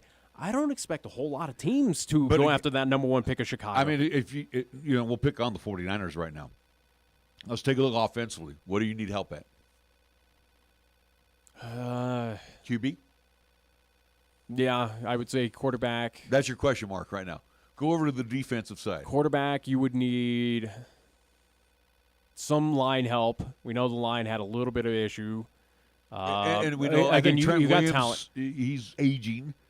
Yeah. But I'm just saying, you look offensively pretty solid. Running backs. Offense can use help, but I think it's more so with the line. Defense, again, you're dealing with the number one team. If anything, secondary, yeah. Maybe a linebacker as well to help out on the inside. Defensive line is pretty strong for the Niners. Again, what holes they need to fill. And they got depth. Yeah, again, I think right now the big void and the big question mark is the QB position of what direction do they go? Mm-hmm. Who do they hang on to? So and who's going to be their guy? So you look at the Yorks right now with the stupid money that they gave Garoppolo, you can erase that. You got stupid money right away. Well, you don't have to worry about it with Purdy. So. Well, I know, but I'm just saying you got stupid money right away that you can go after somebody pretty decent. Say Jackson. But again, who's going to want Jimmy G? I'm just who's going to fork out again, buy up that contract? Or somebody's always going to need a backup. So again, and let me throw the Broncos out there just for argument's sake. Okay, Ripien is okay as a backup to Russell Wilson. You'd rather have Jimmy G as your backup than Ripien. But yeah, that's what I'm saying. Would you rather have a Jimmy G as your backup? Yeah. Okay. So let's just again. It's not going to happen. We're playing fantasy land here, but I'm just saying, here's what the Niners do. You unload that big contract to the Broncos, and now you got stupid money available to go after a Jackson or whoever you want to go after, just for for giggles. But again, the offseason, more so than the draft. Draft is, again, for a few select teams, is kind of intriguing for them. And I think more so it's for the Chicago Bears just at that number 1 pick. But outside of that, again, it's pretty much of what's going to dominate post the Super Bowl is the offseason moves, free agency, and you got trades. about 3 good quarterbacks coming out of the draft. I mean, that I see but right they're now. not immediate playmakers. They might be immediate starters for, again, a Houston team or something like that. But, again, it's nothing that, oh, wow, we need to get this guy. It's not of what we saw seasons ago where, hey, here is Josh Allen, here's this guy, here's that guy. There's not that big superstar where he's an immediate franchise guy. There's not someone like that right now. The quarterbacks that are coming out, though, they are pro-style type quarterbacks. And that's what needs to be, set apart right away in the systems. That even these though guys, the NFL is moving away from kind of that pro style, I know, it but seems like that's kind of changing the guard to, again, look at RPO. I understand. You mentioned with Trey Lance. You mentioned it with, again, you look with Fields. You look with Jalen Hurts. Again, there are guys that are mobile. You want a mobile guy. And, yeah, again, if anything, again, that's why this draft, I don't think for quarterbacks is all that attractive. Again, it doesn't feel like this draft right now for any of these playoff teams that did not make it to the Super Bowl. Is there a guy to go after in that top 5, top 10 to go trade away whatever piece to get an instant playmaker? I don't see that there's that guy right now, that instant playmaker in the top 10 potentially, at least coming into this draft. Well, Off-season trades, off-season free agency. This is going to be the big thing this year. Maybe one of those top guys will be available by the Broncos' 29th selection. Oh, that's right. They don't traded have it that way. But never mind. Very quickly, as we'll need to take another time out. Again, Sean Payton going to the Broncos. It is happening. They trade away their first-round pick this season. Again, trade away the farm. I guess, plain and simple, yeah. So, again, Denver doesn't have a whole lot of draft, at least, options here this season. But Denver gets their guy, and what we expected for them to do, I think it's the best move for them of what was available or what was left for a head coach potential. Sean Payton, will he make an immediate impact? It'll be small. I don't think Denver will be as bad as they are last year. Are they a playoff team this season? I don't see it. Just due to the AFC. A plethora of free agent moves. I think Denver more so, as of right now, as this team sits right now, pending any other movement that they make here, Denver right now I think improves on the win-loss record, but I don't think they're a playoff team this season. Maybe next season. Let's see how Denver can fare.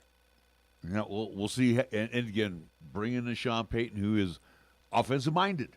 That's the first thing that has to pick up with the Broncos. That's what you did with Hackett. Their offense was one of the worst. Again, when they hired Hackett, I just sat there and rolled my eyes. You got to be kidding me. Here's something to entertain you as well, too, for the 49ers, where, again, losing D'Amico Ryans on the defensive coordinator side. Right now, the favorite to take over that role, Vic Fangio. Vic Fangio to the 49ers. And again, I'm not going to roll my eyes on it because Vic Fangio, again, specializes in defense. Yeah.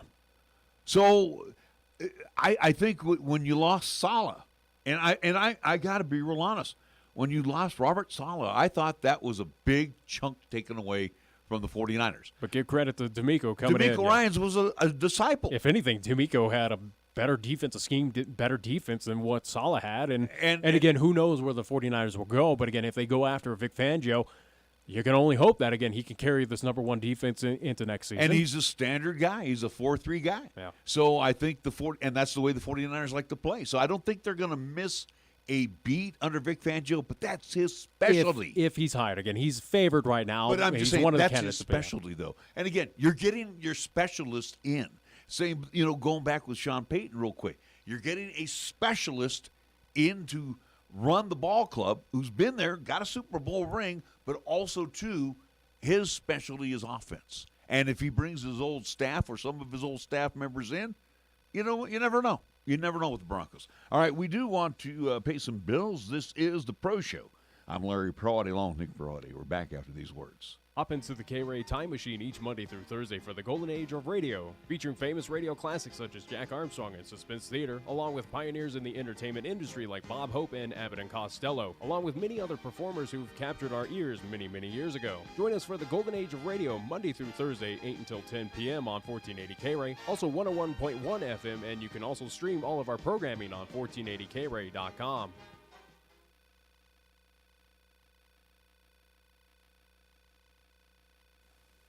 Capital Lumber is lumber one in Cheyenne. Are you listening? We're all the lumber store you'll ever need. For electrical, plumbing, paint, and tools, lumber and hardware, we're for you. And we're out to earn your business, yes indeed. Capital Lumber is lumber one today. Are you listening? Capital Lumber's at your service all the way. Since 1966, Cheyenne and Laramie County has depended on and trusted family-owned and operated Capital Lumber Company for all your lumber and hardware needs at 1222 Dunn Avenue in Cheyenne. Hi, it's Lee at Absolute Flooring. It's time to put 2022 behind us and get 2023 off to a great start. The best way to do that is with new flooring from Absolute Flooring. With a large variety of flooring products and a multitude of styles, colors, and prices, your new floor awaits you. And with the best in installers, get your new year started off right with a stop at Absolute Flooring in the Cheyenne Plaza and at AbsoluteFlooringWIO.com. Remember, it's always your home, your floor, your store, absolutely. Murray Jewelers' 33rd annual Big Game Liquidation Sale is going on now. Don't fumble the ball by missing out on this huge sale. Save 50 to 75% on every item in the store. Every ring, every watch, every necklace, and every earring stud set needs to go. Bring your wife, bring your husband, bring a friend, and save 50 to 75% on fine jewelry today. Pre-shop now for the best selection. This sale happens once a year. Stop in today and save. BurryJewelers.com. Winter driving in Wyoming. Are you prepared? Winter storms strike quickly across Wyoming's high plains and the mountains. When they do, driving conditions can deteriorate rapidly and become very challenging. Make sure your vehicle is ready for the elements and you have an emergency preparedness kit available. Driving on slick roads, always remember slower speed, acceleration, steering, and braking. Also turn off the cruise control and always buckle up. Ice and snow. Take it slow. Know before you go. For travel info, call 511 or online at wildroad.info. Paid for by Federal Highway Safety Funds. At the Cheyenne Regional Heart and Vascular Institute, you're welcomed with the warmth of a community hospital and cared for with help from the most advanced technology in the industry. With our full spectrum of in-house heart services and procedures, you can get the treatment you need, recover, and get right back out there, all while remaining close to home. Find out more at CheyenneRegional.org/heart. Here's the latest weather forecast on 1480 K-Ray. Well, the wise for today, sunshine and windy. Expect the daytime high near 36. Winds out of the west at 25 to 30. Gusts in the high is 40. Mostly clear and blustery for tonight. Low down to 21 degrees. Sunshine again for tomorrow. We're calling for a daytime high near 39, and for Thursday night, mostly clear and breezy, with our low dropping down to 25 degrees.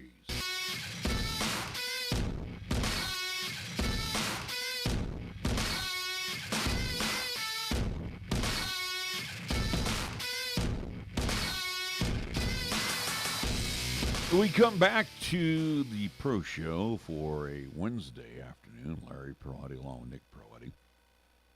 And we go to the NFL playoffs. Obviously, Nick and myself and you know, one of the, I guess, the chips off the old block since you were born. You raised a 49er fan like myself. Yeah. And a tough pill to swallow this past Sunday at Lincoln Financial. Extremely tough. And again, where you get that close and to have something that happens, which again, stuff like that happens in games, but again, to have basically the opportunity ripped out or again torn out of your hands just like that, again, was tough. And again, that was a tough game to watch ever since Brock Purdy went down with the elbow injury. Where right now, when Johnson came in, it was done. Pretty much that first series with Josh Johnson. He's a fourth stringer for a reason. He's a guy that should be going back. He's a guy that should go back to the XFL for all I care. Again, he proved that. Again, he's not ready for pros any time. But yeah, again with the Brock Purdy situation, again, injury hits him on the elbow. He's out again, try to make a comeback, but as we now know, post that game, that he's going to be out, he's going to have surgery, and he's expected to be gone for about 6 months now. So again, it was a significant injury to his elbow. But again, to have that game just ripped out again, you kind of felt that emotion that once he was done, and it was to Josh Johnson, who is now the fourth quarterback to play for the 49ers this season. Let's make note of that again. This Niners team has been on the injured list the entire way, but still made it to the NFC Championship. That, yeah, once you saw that first initial drive by Josh Johnson, how terrible he was, that it was pretty much game, set, and match. Defense could try as best as they could against the Philadelphia Eagles, which, again, give them credit. That first half, they really stepped up. Second half was pretty, or at least second quarter was abysmal. Second half was really abysmal for the defense. They really collapsed in. And I think it was just pure frustration. Let's go back to the initial drive of the Eagles. And again, the controversial catch. I'm mad at the 49ers. I am so disgusted with those guys sitting up in the booth.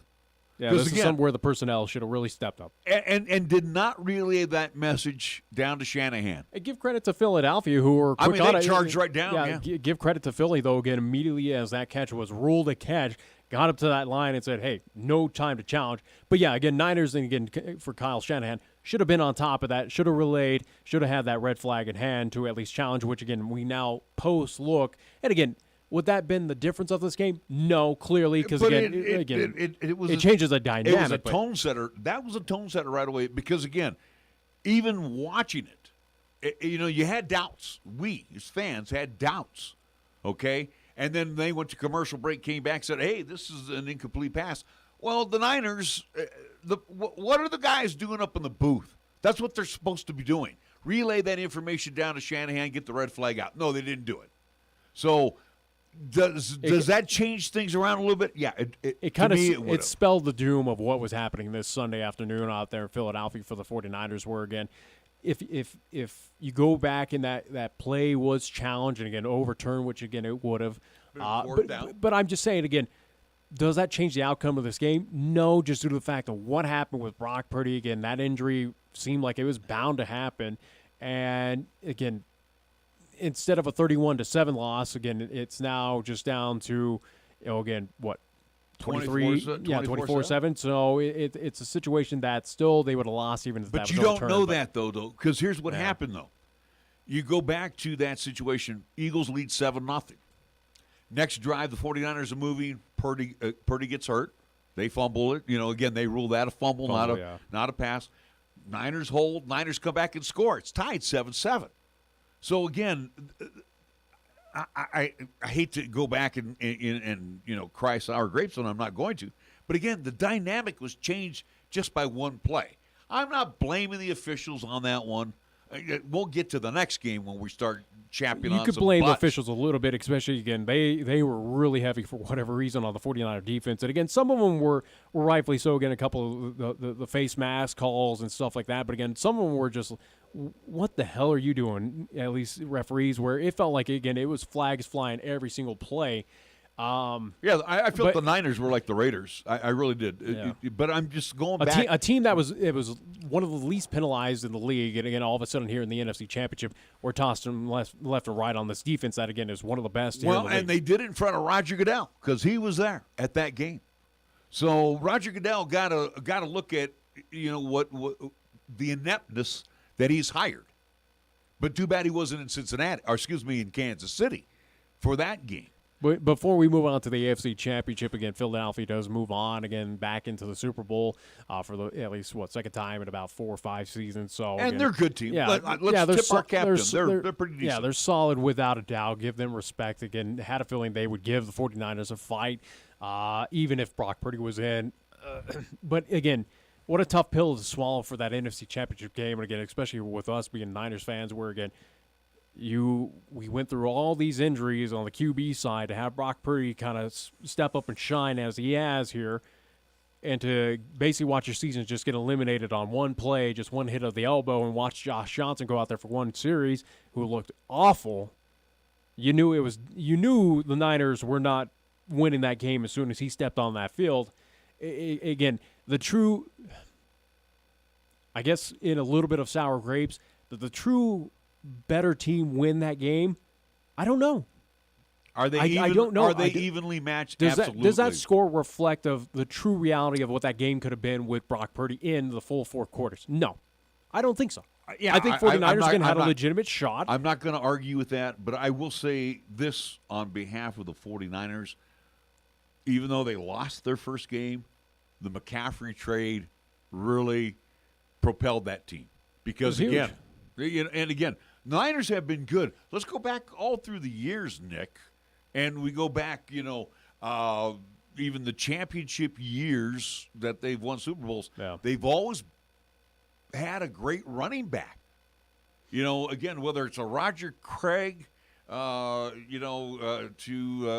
McCaffrey today, that had Frank Gore. Throw Frank Gore in there too. Yeah. They've always boasted that great running game, and picking up McCaffrey seemed to really boost that offense. What hurt that game as well too was, again, no Elijah Mitchell as well, who's had a great season. Again, he was injured, so that was one less running back. Again, this is a 49ers team that has just been in IR, has been in the ER the entire season, limped in, and still found a way to get themselves to the NFC Championship game. But they were relatively again, I'm not even going to throw health in there. But again, they ran through, at least here towards postseason, the end of the regular season, they got healthy in a big way, and again, it proved dividends to at least have that phenomenal winning streak, again, led by the rookie quarterback of Brock Purdy. So, but again, it's a team that's hit with injuries, and how appropriate, if I want to use that word, but again, how appropriate that, again, in the final game for the Niners, another quarterback is injured. Yeah, after two others have been injured this season. With the Niners this year, I'm actually pleased as punch. This season could have gone a lot worse. Yeah, it could have been just absolutely devastating. And again, you got McCaffrey the first game, and they lose. And it's like, oh, no, what did we do? And then all of a sudden they reel off all these wins under Brock Purdy. But I will say this. As I sit here today, and we're just a few days away from the Super Bowl, a week and a half away, I got to stamp the Niners, first off, NFC West contenders. You're going to have to knock them off. I don't think the Rams are going to be there. I don't think Seattle's going to do it. I'd step even further from that. And Arizona. I'd step even further from that. Again, it depends where right now Brock Purdy, again, anticipated to be ready by August time. Again, will he be the starter? He'll be ready for Rockland. Yeah. Right now, again, I kind of want to make that bold prediction. Again, it's something that I don't think I'm crazy to come out and say. It's just more so of 49ers for next season, pending everything that happens in the NFL and who they re-sign and who they get potentially and who they move on from. You got to feel confident that this Niners team, as they've proven now 2 years in a row, and all odds against them here this season, make it 3. I make it 3 years running now for the 49ers that they can make it back to this NFC Championship game again. They did it last year. Yeah. Lost to the Rams in a close one. This season, again, losing mightily to the Philadelphia Eagles. But again, the outcome of this game does not reflect of what the true reality could have been if Brock Purdy was healthy for that game. But again, I'm just saying, again, for next season, though, this team for the 49ers, you got to put them as one of the few in the NFC of getting back to this NFC Championship game without a doubt. Yeah, like I said, again, I stamped them already as the West flag holders. Again, because the championships have not been here for the 49ers, again, whether it is NFC or, again, on the Super Bowl side. But, again, let's not disrespect of what this organization has done since about the 2010s right now, where, again, 3 straight NFC championships under Harbaugh, got them to a Super Bowl, which, again, lost to the Ravens. Couple NFC championship games here recently, 1-1, got at least into the Super Bowl against the Kansas City Chiefs. Again, under Shanahan. Talk about a dynasty of potential. Again, not a true dynasty, but again, a potential dynasty that could have been, could have, should have.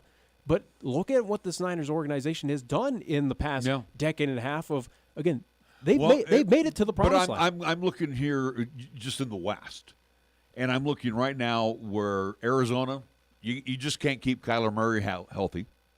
You're done with, again, you lost Watt to retirement. And you're in Los Angeles, let's be real honest, aging quarterback. Who knows with the Rams, yeah. And we don't even know if McVay's going to be back.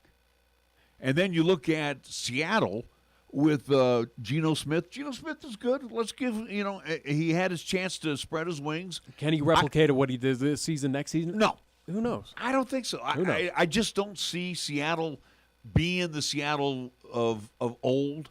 And again, too, I think Pete Carroll's time is come and gone. And I think that's a benefit for the 49ers, again, going into next season. They play in one of the weaker divisions here in the NFL, and not just in the NFC. It's theirs to lose. Yeah, without a doubt, it's theirs to lose. It's pretty much focused on the postseason for the 49ers. Can they get back to the NFC Championship game next season? I think they can. I really think they can. As it stands right now, and we will see who they pick up. We know San Francisco will be aggressive in the offseason. They are indicating that they will resign most of these pieces that are up for free agency.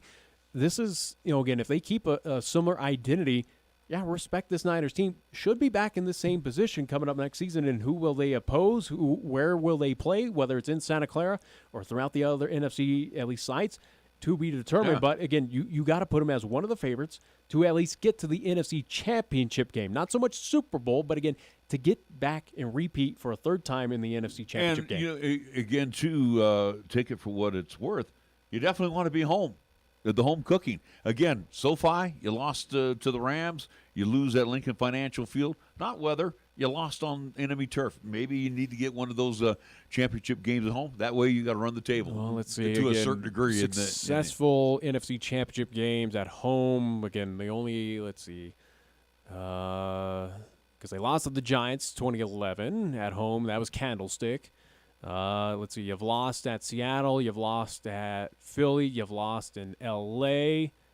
Let's see, where else have they been for an NFC Championship game? I think the only home NFC Championship game that they won, again, that was against Kansas City. That was against Green Bay, correct? Mm-hmm. I do believe so. So, again, home or road, they've gotten to that game, but again, have not fared all that well. Anyway, we'll keep our eye on what happens in the offseason. In July, we'll start talking about very quickly, camps. Eagles, respect. Yeah, they were the top team, and they still remain the top team in the NFC. They'll put up a strong fight in the Super Bowl. But did that game indicate of how talented the Eagles are, or again, the final of the 31-7, did that reflect of what that game should have been? No. Again, no. Josh Johnson, and again, in my pure frustration as a couple days removed, Josh Johnson, go back to the XFL, go to the USFL, get the hell out of the NFL. What are you doing? Or retire to the taxi squad. Get out. So let's move over real quick to the AFC because we left ourselves just a little bit of time. And again, I was shocked by this outcome. I had Cincinnati winning. I thought Patrick Mahomes was not so much a shell of himself, but I figured the injury would be on his mind. And it did start to rear his ugly head in the second half. Again, as long as you have a Kelce out there, Travis Kelce, they're going to be dangerous. But the second half, and again, the No Fun League reared its ugly head as well, too. And again... And it prompted, again, the social media outlash towards the NFL, where, again, it was a hashtag NFL rigged trending this entire weekend in the past few days that, again, this game, and same with the 49er, at least the NFC Championship game, both of these games, a lot of fans were upset of play calls and just the outcomes of what happened, and especially kind of stemmed from this AFC Championship game, as you alluded to, second half. What were the officials doing? The crew out there, and again, we felt like they had a vendetta. No, I don't think it was a vendetta. Or either they had money on it. They were just basically stupid. That's what they were. Felt like they had money. The whole crew should not ever be in that all-star category ever again. They should be demoted. Yeah, because the play stoppage, that was absolutely ludicrous. And again, it's being called from the side judge who comes running in at the last minute and blows the play dead. We see it in basketball. It happens like that. I understand that. But granted, that's high school. So And again, the Mahomes hit out of bounds. Yeah, I think you tossed the flag. But also, too, we saw, was it Burrow that got hit out of bounds? Yeah. And no flag. So... They said they felt like it was kind of vendetta, or they had money riding on it, or, again, maybe it is. And, again... I entertain conspiracies, especially on the sports side, but did Roger Goodell want a 1-versus-1 seed again, where you had the two best teams in the NFC, AFC, now meeting up in the Super Bowl? Obviously, for Goodell, you want those ratings, you want that viewership. This is where you get it. Again, you get it from a Kansas City, fairly big market, Philadelphia, fairly big market. Again, let me put it to you this way. I think if you're the NFL, if you're the brass, if you are Roger Goodell, this is the outcome you want. Okay, but if you want to play conspiracy games, all right, well, they showed right away Roger Goodell sitting down with First Lady Jill Biden. Scranton Joe. Hey, he's from PA. Yeah. So, I mean, do we want to play conspiracies? No, I'm not going to play conspiracies. Hey, but the Niners, I get where people are kind of entertaining. I know, but the Niners blew the brass or the coaching staff blew not throwing out the red flag. That's their fault, not the officials' fault. In the second game, that crew I would not hire to do a high school football game because they were absolutely a joke. Absolutely terrible in the second half. I don't know what happened. First half, they were okay. But the second half, they became the focus of the game. And guess what? Well, they failed the test. Both second halves were, again, kind of a complete mess regarding penalties. Again, for the 49ers, that makes sense because, again, you could tell frustration, a lot of at least kind of stupid moments by the 49ers of, again, why are you doing this? But either way, though, again, in the second half of the AFC Championship game, it did smell a little fishy out there, and like I said, I'm not going to be one of those that entertain the conspiracies where, again, there have been thoughts of, hey, teams, even going back to the NFC Championship game as we talk about not throwing out the challenge flag, folks are going and tossing out of, hey, Niners knew about it, but they were told not to by NFL to challenge. Or, again, these are the predetermined outcomes of the NFL right now. So, again, I'm not going to be one of those that go online with those conspiracy theorists, but it is now this weekend this Sunday of football for determining the Super Bowl was not a healthy PR for NFL in a big way. And the NFL doesn't care. They don't care what you and I think, first and foremost. They should, because, again, money's coming from, They don't. They're billionaires. We're not even part of the club, even if we buy a ticket. Okay? Here's the deal. Which, speaking of which, again, regarding money, I do believe for the upcoming, at least, money's available for the NFL, I think, upped for next season by a couple million. So, yeah. Well, because they're charging, what, $4,000 for Super Bowl tickets right now? It's more than that. Yeah. Again, they were charging $4,000 for championship games. But here's the deal. You and myself and probably many other fans and the fans in Cincinnati especially are hoping that the NFL is sitting down in their offices right now, and they brought that crew in there to review a 3.5-hour game, and they're going to say, Joe, why did you make that call? And Bill, why did you do that? No, that doesn't happen. You and me can sit here. Not at that level, no. No, we can sit here and we can play conspiracy. We can play gripe and sour grapes.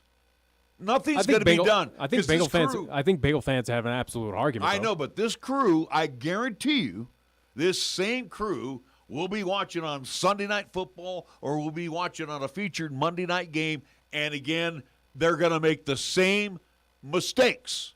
Yeah. They're unsure.